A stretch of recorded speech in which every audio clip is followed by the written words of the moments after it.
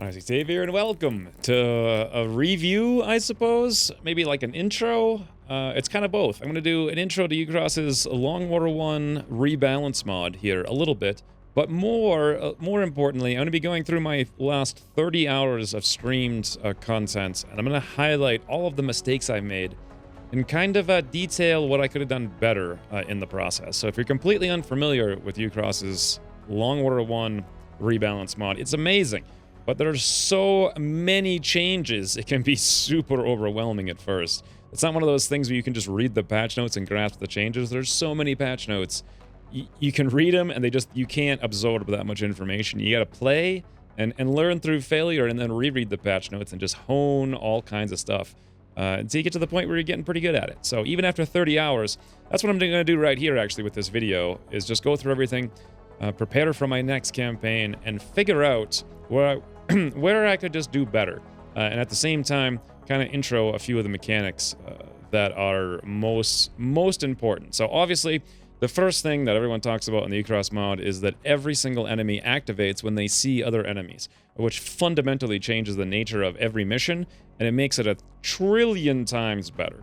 You know, a lot of people will have the reaction that would make every single mission the same, and it's actually the complete opposite.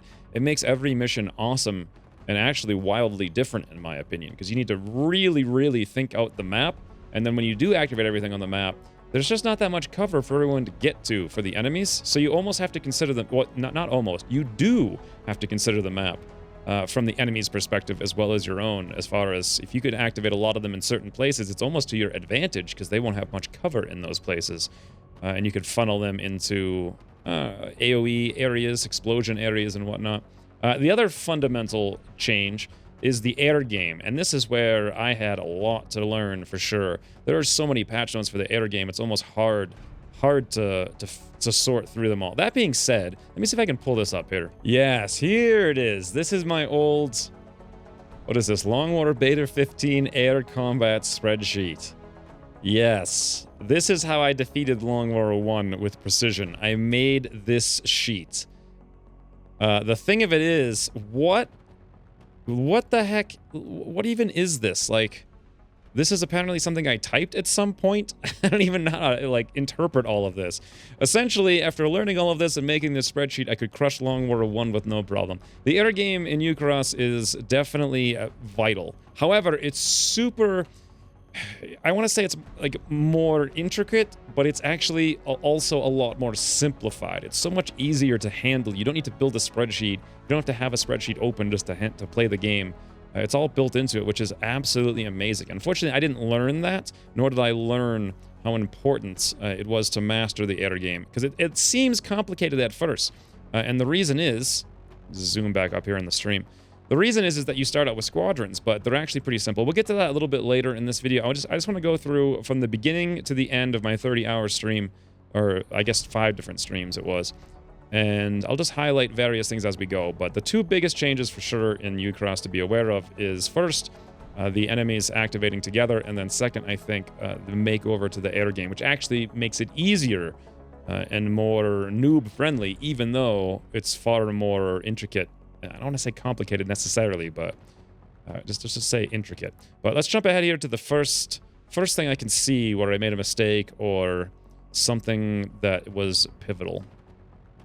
Yes, right? This is the first time I succeeded on the first starting mission, right here. And this is a good example. I actually just lucked into this, to be honest, by running over here, but this is a really good example of, okay, everything on the map's going to activate. The first mission has an enormous amount of enemies, well, at least on Impossible, 16 enemies. And I failed it horrifically the first few times I did it. However, in this one I did pretty well, and you can clearly see here, even though I've activated a bajillion enemies, the thing is, they don't have many places to go to take any cover. So as a result, they're kind of clumped up, and that leaves them vulnerable to grenades. This is something to be thinking about when you're playing Ucross mod. From the very beginning all the way to the end, the last mission I played in the campaign was a 26 enemy swarming abduction, I believe. One of the ones right before that was like a 24 enemy swarming abduction as well. And similar things to this happen, but even then I wasn't quite thinking about the map from the AI's perspective. I sort of did it a little bit, but I wasn't prepared as far as bringing enough things to destroy them once they got into position. But this is really the way to deal with 16 enemies. You know, get them to go where they can't go anywhere, they can't do anything, and then just lay down some beautiful, beautiful grenades to handle the situation. But this is probably the one thing I love the most about the mod, that it changes the dynamics from the map just being something you cut through on your path to crushing enemies, to instead being something you have to think about from a super tactical position, both concerning your own defense, the enemy's defense, number of positions of cover for your guys and the enemy's guys, and potential avenues for reinforcements, and potential opportunities for flanks, and maybe it's even to your advantage oftentimes to activate a lot of stuff just so you can do things like this and evaporate like in tighter pods with a couple of easy grenades. Takes a while to adjust to, that's for sure, but once you get the hang of it, whew, it makes such a big difference, and it's a ton of fun. Let's see what's next here on the failure brigade. So here I am kind of going through my early selections on classes, and this made me think, I did not realize the value of scouts in the Ucross Longwater Rebalance. Reason being that they're the only ones who can use battle scanners and motion trackers, and they can grab lightning reflexes very early on. It's like their first pick after their specialist grab. And you can use the battle scanners and motion trackers for free every turn. The battle scanners, interestingly enough, they've been nerfed so heavily in one of the recent updates that they can only even see through your basic soldier's sight range. They don't extend your sight at all. What they do is allow you to see around corners for just a little bit of extra scouting. So early on in the campaign, one thing I would focus on in a new campaign is getting a lot more scouts, and I'd put more effort in keeping them alive. I think I was using my scouts a little bit more recklessly, in that I was probably giving them tac vests so they could move quicker, giving them shotguns so they get in the face of things and blowing things up. That probably meant that they got wounded more often, and thus I had to do a whole bunch of missions with no scouting at all. And that's a pretty huge difference. In fact, all the classes in Ucross, they're just incredibly strong in their own right and then in their own way. And scouts, I mean, you don't necessarily need them, especially if you have a good sense of what you're going to encounter on each mission. But I did not have that sense, and that's where motion trackers and scouts on every single one of the early missions would definitely be viable. I probably, if I was starting a new campaign, wouldn't even promote a single sharpshooter, regardless of stats, at least for the first couple of months until I had a healthy pool of scouts to make sure I could navigate the early game. So that's probably one thing. The second thing I only learned at the very end of the last stream is a lot of the small items actually have 0 weight. So there's no reason not to take them. Used to be in Longwater 1, you'd leave things open so you could move faster. But now you can take high cap mags, they weigh nothing. You can take alien trophies, they weigh nothing, and boy are those things strong. Anyone who has low will, I would probably not even leave the base without half the squad having alien trophies, especially because they don't take any weight. Chain panics early on can be devastating, absolutely devastating. High cap mags, and there was, oh, and also the crit sight is 0 weight as well. So that's just a little bit of a change from Longwater 1 that isn't immediately obvious if you're not looking for it, and kind of skip over it in the patch notes by mistake. But those right there, those 2 changes can kind of snowball into some easy victories early on. That'll set you up for the later game for sure. Another thing I'm going to mention now, even though I'm not anywhere near there, near the point of this, I would really try to XP stack with a lot of kill, like trying to funnel all the kills into one person as fast as possible in the early game, for the sole purpose of getting one corporal to unlock the officer training school, to unlock the very first officer perk, thereby sharing that one officer's will with everybody, having a dramatic decrease in chain panics. I had so many panics, it was insane. That was a thing I didn't really necessarily need to worry about in Longwater 1. Which I did have to worry about in Ucross, because in Longwater 1, the AI, they doesn't really do very much, but in the Ucross Rebalanced sectoids, they will spam panic, they will spam very high chance panics, and while the steadfast and alien trophies don't provide immunity to that kind of panic, they will provide the immunity to the chain panic events, as well as panic from being hit through your armor, which is pretty good on a lot of guys as well. So early officers, absolutely vital. Try to stack kill XP as much as possible on at least one soldier to get your first corporal. That would be a huge, huge, huge impact on reducing panic through like April and May for sure. Like, just doing the things I've said so far, I would probably have a much better result with a new campaign. But there's a heck of a lot more to get through here. Let's go take a look. So here's something I did not realize about the mechanics of UFO interceptions. So these numbers over here, I've paused this, but these numbers over here are actually relevant to the UFO that you're engaging right there with this pilot, with those skills, with that weapon, which is incredible. So as you click these buttons, you can see the actual damage per second you're going to put out. Again, this is on average, so RNG can play a big factor. But the only things you really need to know to down UFOs, rather, I was going to call them aircraft, but the only things you really need to know to get a handle on the air game in Ucross is that small UFOs have 500 hit points and they go up by 50% per month, and medium UFOs have 4,000 hit points and they go up by 10% per month. With that in mind, you can kind of gauge here like how much damage you can do and how many seconds it's going to take, and then you can compare that to your experience of how long you intercepted. Usually like 17 seconds. Yeah, let's play this forward and see how long this one specifically lasts. But yeah, basically you can grab everyone here, assign them to figure out how much damage. Generally speaking, I'd probably go as defensive as possible so as to reduce the amount of damage that your planes take. At least in the early game. I'm not sure if that's smart or not, but regardless, another really good tactic is not necessarily on the first UFO, because this is just the first UFO, but another good tactic is to have, against medium UFOs, have like your Stingrays shoot them till they're wounded, and then have them retreat, and then have like your Avalanche show up to try to down the UFO at the end. It's a little bit risky, but at the same time, that's how you can actually get the UFO downed rather than destroyed. All right, here we go. So this is a little bit, this was confusing at first, but yeah, it seems like you almost always have about 20 seconds. At least that's what I've seen on all lights, or all small UFOs and mediums. I think there's some variance to it, maybe. I'm not sure exactly. Regardless, it's longer than it used to be. It used to be like 8 seconds or whatever for small UFOs and like 12 seconds or whatever in Long Water 1. Now you seem to have a lot more time to engage with the UFOs, and they don't just kill you in 1 or 2 shots. Apparently, you can click on the names here to sub in this pilot rather than the one that's currently active. Yeah, because right now we have Raven 2, and he's in the lead position. We could click in Raven 1 to sub him in as the lead position. Now, the UFOs apparently have a 50% chance to hit whoever's in the lead, and a 50% to hit anyone who's not in lead. So if you have like a 4-squadron group of fighters, it's like 50% to hit any one of those other guys in the back, and 50% to hit the one in the front. So on average, the guy in the front's going to take more damage, but you can always abort just once, and the guy in the front will just tootle and go back to base. Or you could click up here. I think you can click here. I haven't actually done this, but I think you can click here and set this guy into the formation at the front, and this guy will fall back into not lead if you absolutely need it to. The first UFO is pretty easy. You just hit him, and it's a guaranteed down on the first UFO in Long Water, unless Ucross changed. I don't think it... Ooh, look at that. Yeah, right. So this right here is where what you would want to do, if it was, let's say this was a medium UFO, you might want to abort with your Stingray if they were in front, and then have the Avalanche come up and try to knock them down because they're super smoking, and you'd have a much better chance of downing them rather than destroying them. But this is just a basic grasp of how many hit points they might have and how much damage you can do. Look at those double missiles.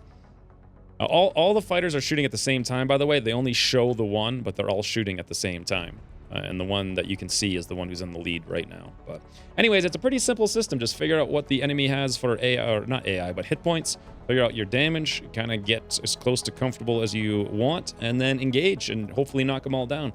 I didn't realize this at all. Like, I assumed it was there was so much patch notes around this, I assumed it was going to be super complicated.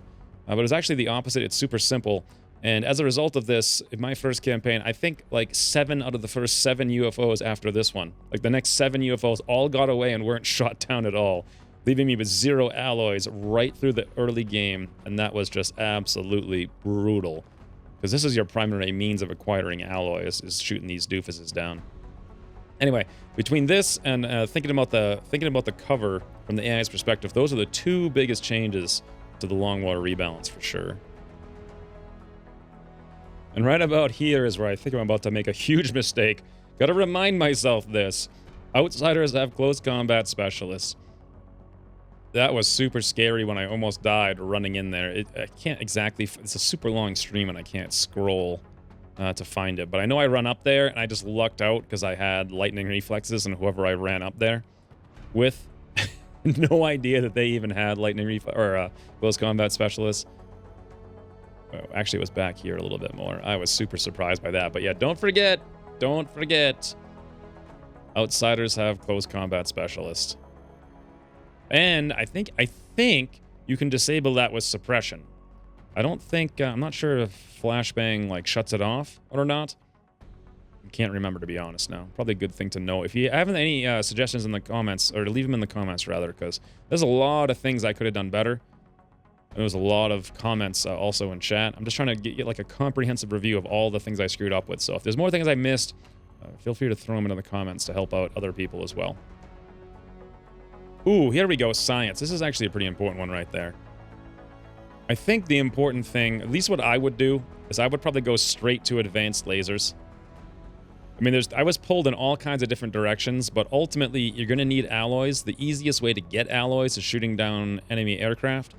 And shooting down enemy aircraft is going to be so much easier with lasers. The sooner you get them, the better. They're like double as good as Avalanche. Granted, you might destroy more of them. But, you know, if you bring some Avalanche missiles along with some laser interceptors, put the lasers up front to deal the damage, pull them back, have the Avalanche going for the kills and whatnot, you can get a few downs as well. Even shooting them down, though, you get a hell of a lot more alloys. In Ucross, it's like 50 to 75% by default of the alloys for shooting down a plane. Or a UFO, rather. Whereas in Long Water 1, it was something like 8 to 12% or something ridiculously small. So there's a lot of value in destroying UFOs. Regardless, I think going for lasers is probably one of the smartest things to do right out of the gate. I tried to do like other stuff, but I just didn't have the alloys to actually follow through with it. And then I ended up just sitting there, not actually progressing anything anywhere. And that did not work out super well. I also don't think I would spend any alloys whatsoever other than I think my first 80 alloys would go straight into the laser cannons. You don't necessarily need to do that, but that's what I would do to get as big of a leg up in the beginning as possible. And I would spend and give away 0 alloys. Speaking of, that's something else I should mention here. In fact, I have another sheet. Let me put this on pause for a second. So let's jump over here to this Longmore thing. It used to be in Longmore 1. This is all the spreadsheets I made for Longmore 1. That's the air combat. This one's artifacts. So with this, you can turn on dynamic ward if you have it, change your modifier. I actually had a thing here that showed you exactly how many corpses you needed. Also artifacts as far as like flight computers, power, UFO power, stasis tanks, and all that for the entire campaign. I had this down to an absolute science. So I would throw on like whatever my variables are for a dynamic war. And this thing here would just show me exactly how many things I needed for each one of these to get all the technologies that I wanted. And in some cases, I wouldn't want those technologies, so I just hit 0 next to it and don't even worry about those. That would be factored into how many total I need. With Ucross, though, I made the mistake of thinking it was like Long War 1, where you could just sell a bajillion things and it didn't really matter. You could fund your entire expansion in the beginning by just sales. Then you could use that to like power creep your way to like overwhelming supremacy over the AI. That's all gone. I would basically sell pretty much nothing now if I were to restart a Ucross Rebalanced, because I needed all the corpses later on just to get one evasive module. You need 5 drones for each one. I would be very careful. I would sell no corpses, no alloys, no Illyrium. I don't know about fragments. Maybe I might sell like 6 meld, but even then he nerfed the price of meld since I started this campaign. It used to be 5, now it's 3. I would probably sell pretty much nothing. The cool thing is, though, you do get a pretty hefty income just by default, which is another thing that I actually missed. I did not notice that even in the first month of the game, you're starting out with like 1,000. I could find an area here. Ooh, that might have been a good thing right there.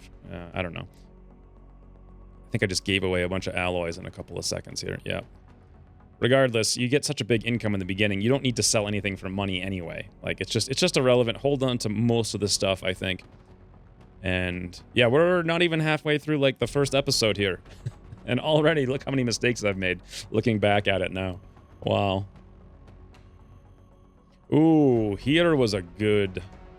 This was, I think, the 3rd battle of the campaign where I activated 10 drones and 4 sectoids all at once. And this is a really good showcase of playing the map perfectly wrong. I went right into the middle of the map.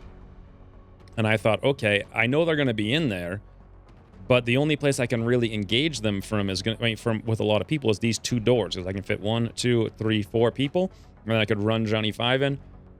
and then we'd have a fair bit of volume of fire. However, they had 14 enemies. This turned into like an hour-and-a-half long slog. Clearly, the better solution here would have been to go around either side of it. Like, if you know you've cleared out half the map and there's still like 3/4 of the enemies on the map, you know you're pretty much going to fight them all at one time. So your best bet isn't to run through the middle. Definitely go around the side, even if you can only fit 2 people there. Just activate and then fall back to the thing. Let some of them come out, deal with 1 or 2. It's going to be a long, protracted battle, but you want to tip the odds in your favor. And definitely don't just sit here and try to volume of fire 14 guys while they can spam panic on you and mine fray. They can actually hit pretty significantly. Another major change with Ucross was how unbelievably accurate the aliens can be. Like, they can actually deal some damage. If they get close, they can shoot right through high cover and smoke. They don't care none. Same deal, though. It works 2 ways. Like, you can do the same thing to them. So never underestimate the AI's ability to do something. Whereas in Long War 1, I would say the opposite. I would be like, always overestimate how stupid the AI is, and you still will have underestimated them. Like, it used to be so easy to just, like, crush the AI because they were dumb.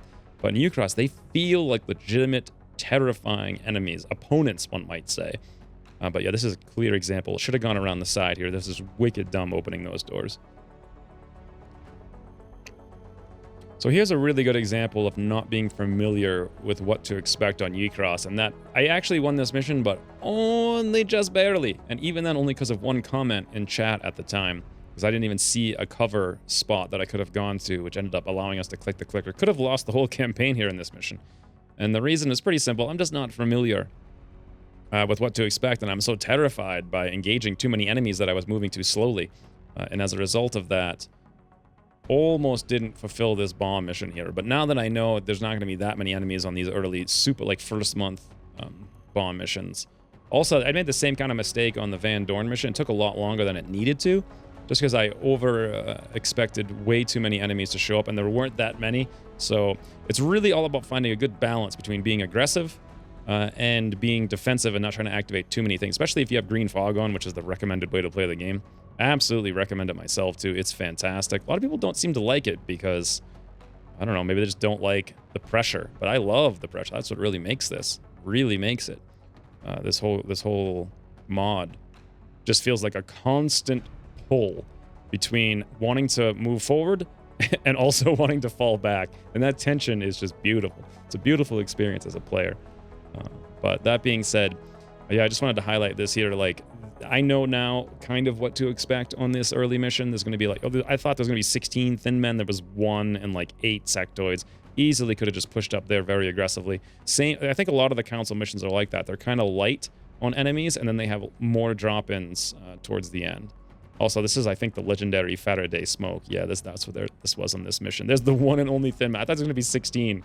But knowing the maps, just being this is like, you can't get this from reading the patch notes. You just have to play a little bit and get familiar and realize that some missions you can be more aggressive on and some you have to not be. And the way to figure that out is just get in and play. Here's another very good example. The first Terra mission. Whoo, was I ever terrified. But even though it said swarming, there was only like 4 chrysalids, and there was like maybe 4 floaters on this mission. I think there might have been some rogue zombies, but it really was not that scary. And one thing I've learned about the Terra... This is the same thing I used to do in Long War 1, though. You had to move forward, find the chrysalids, and evaporate them immediately.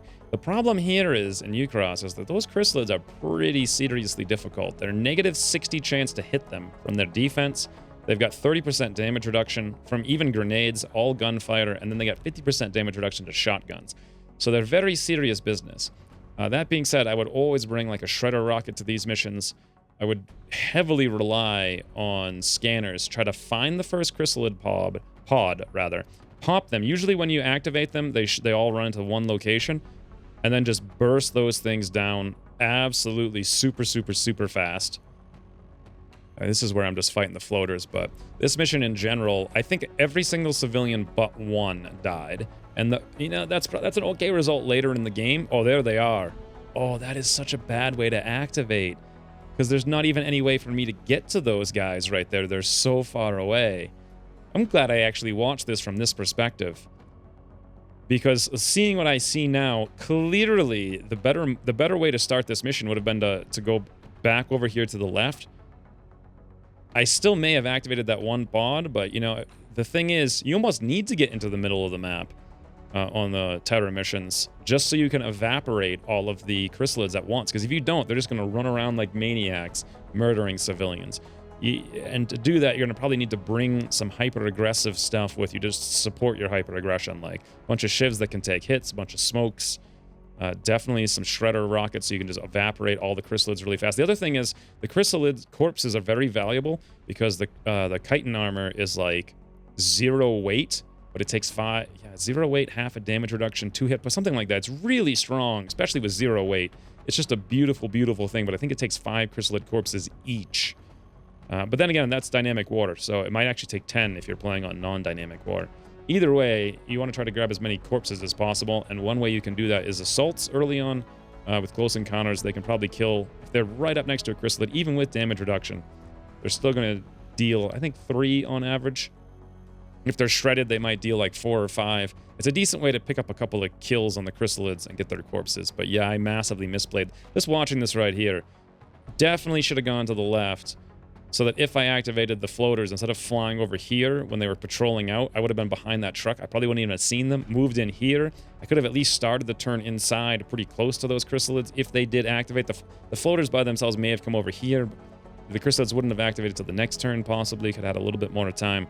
It's all about trying to find some way to just wipe out that chrysalid pod immediately. Another option, of course, is a flashbang, because that massively reduces their ability to move. So you can keep them in kind of a tight-knit ball for one more turn while you get in position to set up your rockets. But looking this through, yeah, I'd definitely bring a flashbang on all terror missions as well. And you just got to get in there. Like, you just got to get in there and crush those guys. Otherwise, you're going to have, like I did, 17 out of 18 casualties on this mission. And that's going to set up your whole continent to panic, which, by the way, spoilers, the entire continent was gone in like 2 months.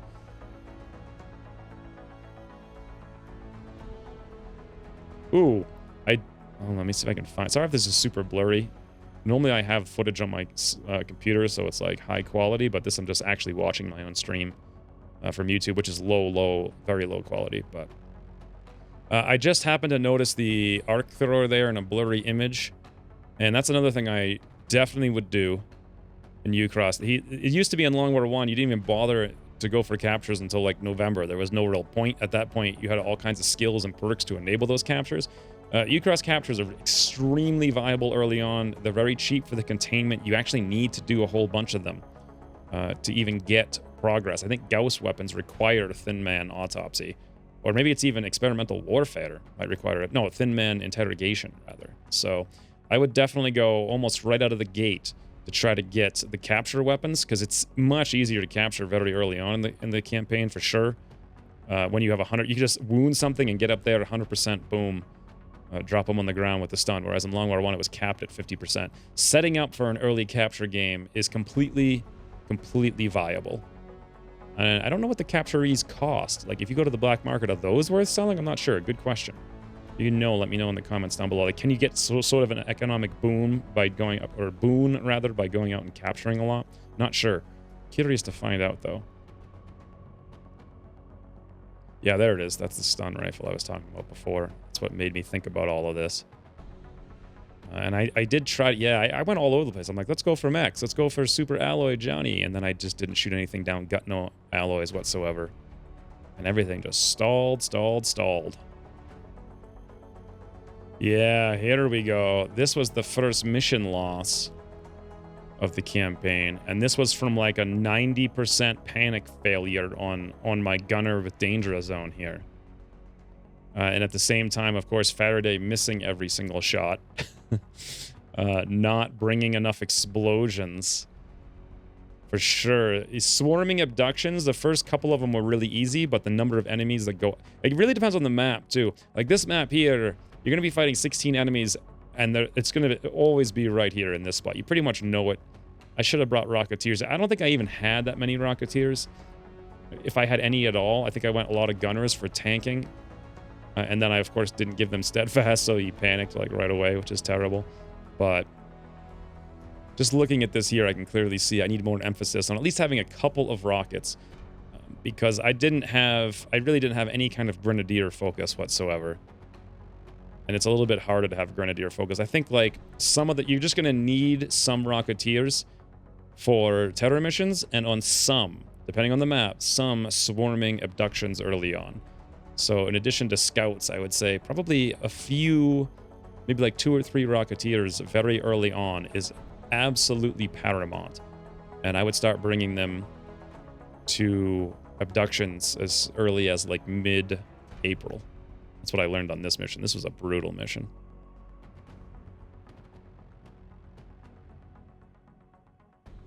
Oh, yes, this one. Oh, this was a super fun mission. Let's take a look here. This is the landed UFO. This is 5 hours in.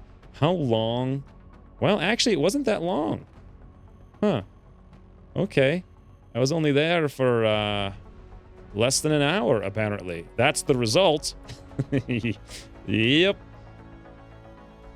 But I actually, this is probably the funnest mission I played in all 30 hours of the early campaign. I learned so much here, and it was so interesting. Those mechtoids, the fact that the AI gets covering fire now. Actually, all Overwatch specs get covering fire, including the AI. And wow, is covering fire annoying when the AI has it. It's the worst perk when XCOM has it, in my opinion. It's kind of fun every once in a while, but it really destroys the rapid reaction spec. But these mechtoids, Sentinel, Overwatch, I thought I had it in the bag, but I went to go suppress them. They'd return fire in the smoke at my gunner and hit for like 10 while being suppressed, and that canceled his suppression. Really difficult to control them. Another minor thing I'm thinking about now is keeping track of all of the differences between Long War 1 and Long War 2. There's just like so many subtle little things. So if you're like in Overwatch, for example, you can move one tile on Long War 1 and not pull an Overwatch. But generally, I think you will pull that. If you move from a tile you can be seen to a tile you can be seen, that's when you pull an Overwatch in Long War 2. But in Long War 1, you can step one tile. You have to move through a tile that the enemy can see. It's a little bit slightly different mechanics. So you can step one tile, and since you're not moving through a tile the enemy can see, they won't actually use their Overwatch. However, that doesn't apply to suppression, which is something I think I learned on this mission the hard way. If they're suppressing you and you move one tile, they will take that shot. But yeah, this is a good case of landed UFOs have, I think, according to Mark anyway, they had 5 months of advanced research. So you're going to fight things that you wouldn't see for like 5 months into the future on a landed UFO. Landed UFOs in Long War 1 used to just be like the gravy train. In Ucross, they're super high risk, very high reward. I could have done this mission. Everything was going perfectly fine. I cleared, as far as I know, the whole map, except for these 2 mechtoids at this point here. And look, everyone's in pretty good shape. Actually, no, this is right after things started to get bad. If we jump back a little bit more here. I mean, yeah, probably, no, a little bit more than this. Things were looking good until we ran up against these mechtoids with their ridiculous volume of fire, decent accuracy, light 'em up, Overwatch, Sentinel, covering fire. The smoke and trees just didn't do nothing for us. And thinking about that, I think obviously the solution to this is double tap Engineer with the arc? No, the stun gun? No, arc rifle? That's what it's called, the arc rifle. The double tap's amazing. You can disable one of them on the second shot with a very high odds, and then the first guy you can hit for like 10 or more with almost 100% odds from this range if I had one right there. The heat just goes right through those doofers. That being said, this is a really, really interesting mission. I only moved 6 tiles out of the thing and most people died. But another thing I learned here is that I moved forward, fought, and I just kept fighting in the same exact spot. And everything on the map eventually came over to me as a result, because they were just walking around, and eventually they're going to get over there because the map's not that big. So it may have made sense based on the audio cues, because I heard these mechtoids up here to the north. I could have fallen back to a different location to avoid them, killed everything else first, because when I first started engaging them, I was still dealing with Seekers, probably a little bit further back here. And that's not the best. You want to, yeah, right here. So the mechtoids are starting to come up, and I'm still dealing with Seekers, Overwatches. We're out of ammo. Ideally, you want to be completely loaded, nothing on the map, and these guys run in, take an Overwatch shot, holo target, all that good stuff. And the way you can accomplish that is once you're fighting, listen to the audio cues and fall away from them. Or, you know, trackers. I don't even think I brought a scout to this one. But this was a really interesting mission. It might have been possible to whittle away at these guys if not for covering fire, because I could have just chain suppressed them for days. Through the high cover tree or whatever, if I had managed to get over there, even just chipping away 1 damage at a time, eventually, the shredder rocket or something, we could have done something. However, covering fire, covering fire, wow. This was an awesome mission though, I really enjoyed this one, learned a lot. I think the more I learn, the more I enjoy a mission, really. And this one I definitely learned a lot, which of course, learning generally means lots of death, but regardless, lots of tips taken out of that mission. Oh, here's a good one. So this is going to be a fighter. You can tell it's a fighter because it's pulsing and it's small. So small is either scout or fighter. Then on the mediums, it's like raider or destroyer. Raiders are generally not that armored. Scouts have 0 armor, but fighters and destroyers are very heavily armored. You're going to need stingrays or something with lots of armor piercing to get through them. Stingrays or the Phoenix cannon. Let's see what I did here. So after this fighter, which is going to have something like 50 or 75 damage resistance, I forget what it is exactly. Well, all these numbers are showing me right here. All of my things are doing 9 damage with avalanche. I didn't know this at the time, but looking at it now, 9 damage, 8 damage, because avalanche, massive penalty because these things are armored and avalanche doesn't do good against armor. These stingrays are doing 29. This other stingray is wounded and I'm sending him in, so he's taking a huge penalty. His aim's going from 30 to 10. Meaning instead of doing 29, he's doing 9. And realizing that this is in May, so this fighter would have 500 hit points plus 50 from 2 months. I think it's additive. I don't think it's multiplicative, which would mean the fighter has 1,000 hit points. Even with this format that I've got here, it looks like I'm going to be doing 30, 40, 55 damage per second. So that's 550 damage over 10 seconds and about 1,100 damage over 20 seconds. That's cutting it close, if I don't get anyone shot down or destroyed in the process.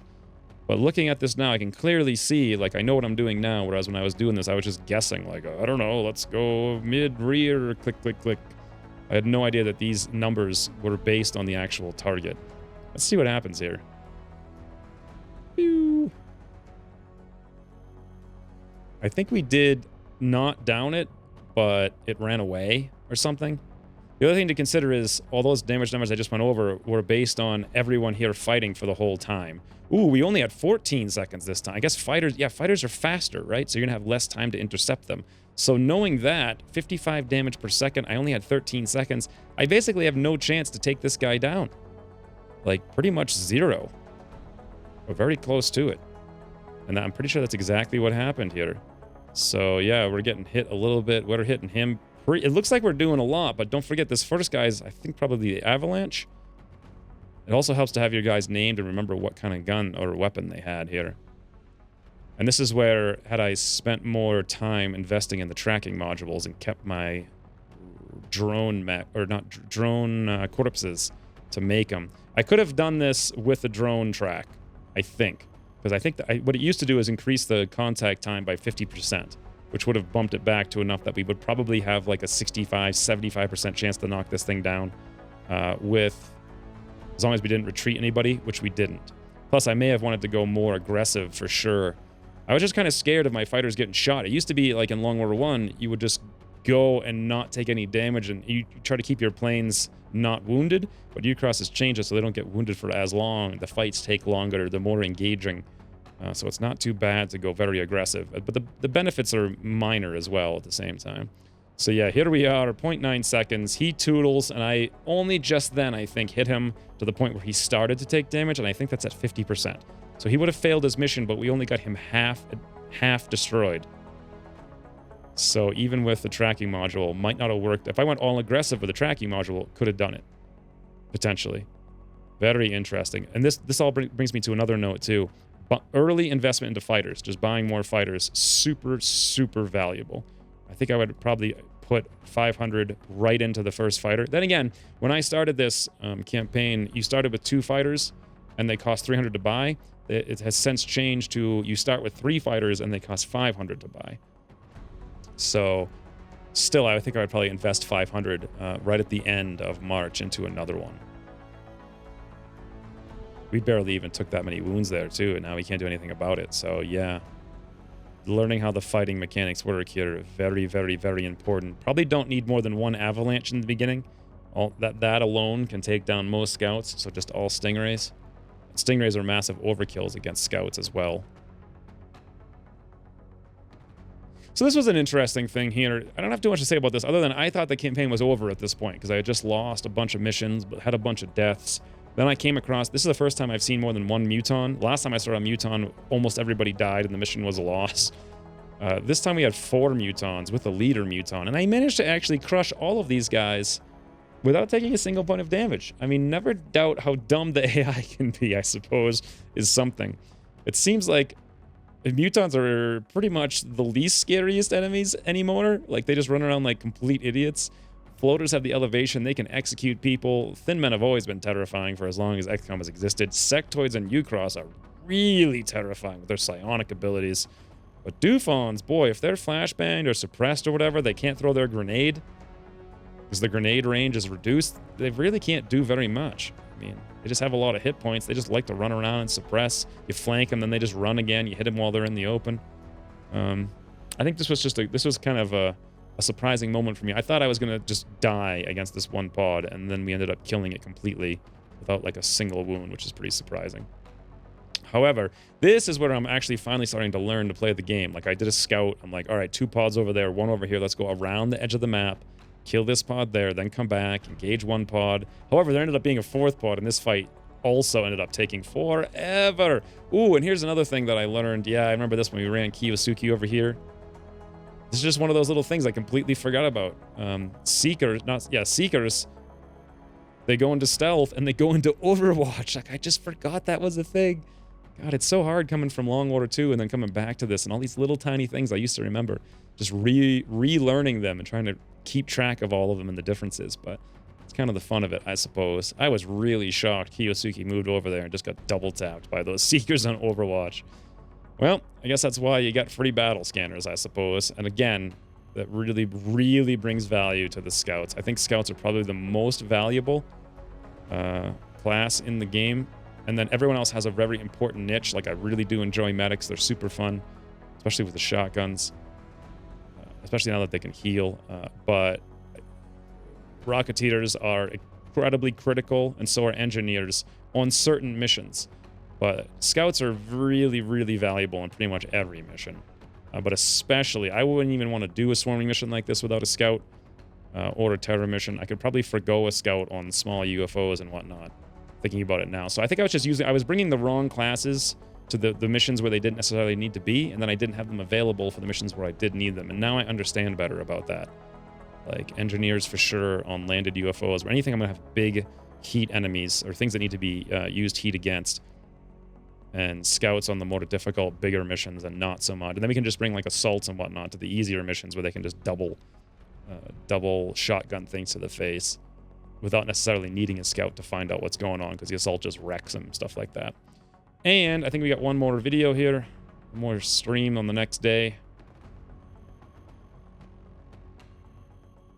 Oh, yeah, here's the thing. I mean, I mentioned this in when I was playing it, but Exalt operatives having lightning reflex is pretty important. Pretty incredibly important for sure. Because there's just no way to you can't completely lock down Exalt just because of RNG of the clicker. So the way to neutralize the potential terrible RNG is just bring some lightning reflexes. Always going to have lightning reflexes on my operatives, always. Yeah, and here's a good example of where things were going downhill. This is a swarming abduction with like 26 enemies or something. These guys are just shooting 35% right through low, or actually high cover because we're hunkered and whatnot. Doesn't matter. Too many enemies. This is where you need to have better gear by July to deal with stuff like this. Just more things all around for sure. If you get to this point in the game and you haven't even upgraded like all your guns to lasers and all your armors and whatnot, don't have like an alloy shiv or something like that, or at least like maybe a mech in the works, things like this mission are gonna be brutal. Brutal. You can't just show up with a single rocket and be like, here we go, victory. I tried to do that. I mean, you might be able to do that in some maps, but eventually the time's gonna get to you. It's gonna catch up. It's gonna crush you. You're just gonna have to make sure you advance at a good, steady pace. And if you're not, you know what? Learn as much as you can from the campaign and start a new one. And then maybe while you're at it, make a video on all the things you learned just to remind yourself and everyone else. All right, I guess that about does it. There was quite a few things in this video. I don't know how long it's going to edit down to. But I think I've covered most of the biggest mistakes I've made without going into super detail about the little minute details. I forgot a million little tiny things that are different in Long War 1, but that's just something you get with experience from playing it more. But yeah, all in all, highly recommend this mod. It's like a whole new game, and everything is terrifying, but at the same time, it can be managed. It can absolutely be managed with skill and practice. And that is exactly what we had right here. We had the practice, and this video was my attempt to develop some skill as a result of that practice. Maybe next time, that'll be the ticket. I'm looking forward to it. But if you have any other tips, let me know in the comments down below. And otherwise, thanks for watching, and I'll see you in the next campaign. Covering, like no one ever having covering fire because it's super bad all the time. But regardless, here's our second suppression. Should have done that first. What? It works? Oh. You get covering fire against suppression. Wow. Should have thrown the smoke first then.